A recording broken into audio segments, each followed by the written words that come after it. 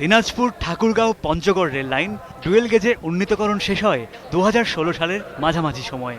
মূলত আমদানি করা পাথর পরিবহনের সক্ষমতা বাড়াতে রেলওয়ের এই উদ্যোগ কাজে আসবে নানা পণ্য পরিবহনেও। তবে এ পথে যাত্রীবাহী ট্রেন বলতে আগেকার সেই লোকাল ট্রেন। দিনাজপুরের থেকে পঞ্চগড়ের দূরত্ব প্রায় 100ই ধরবো, এর বেশি না। সেখানে সময় লাগে 4.5 ঘন্টা 5 ঘন্টা। আর যদি আন্তনগর ট্রেনের সুযোগ পায় 1.5 থেকে 2 ঘন্টায় চলে যাবে।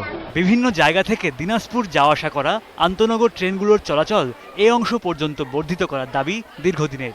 যাত্রীরা বলছেন, সংশ্লিষ্টদের কাছ থেকে একাধিকবার আশ্বাস দেয়া হলেও কাজ হয়নি কিছুই। লাইন রেডি হয়েছে, সবকিছুই আছে, কিন্তু আমরা সুবিধাটা পাচ্ছি না। 3 তারিখে গাড়ি ছাড়ার কথা ছিল এখানে আন্তনগর, কিন্তু এদিকে গাড়ি পঞ্চগড় ঠাকুরগাঁও মুখে ছাড়লো না। পরে দেখলাম দিনাজপুর থেকে ওই পাশে গাড়ি ছাড়তেছে।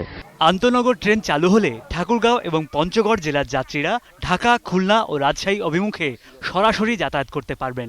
ঢাকা থেকেও আসতে পারে, ঢাকা পঞ্চগড় থেকে ঠাকুরগাঁও পর্যন্ত যাইতে পারে। সরকারের কাছে আমাদের দাবি যেন আমাদের এই লাইনে আমাদের এই আন্তনগর ট্রেন চালু হয়। কর্তৃপক্ষ বলছে, নতুন ডুয়েল রেল লাইন হয়ে শিগগিরই আন্তনগর ট্রেন চলাচল সম্প্রসারিত হবে। পারবুল থেকে পঞ্চগড় পর্যন্ত ডুয়েল গেজের কাজ শেষ হয়ে গেছে। অল্প দিনের মধ্যে ব্রড গেজ গাড়ি পঞ্চগড় পর্যন্ত চলতে পারে।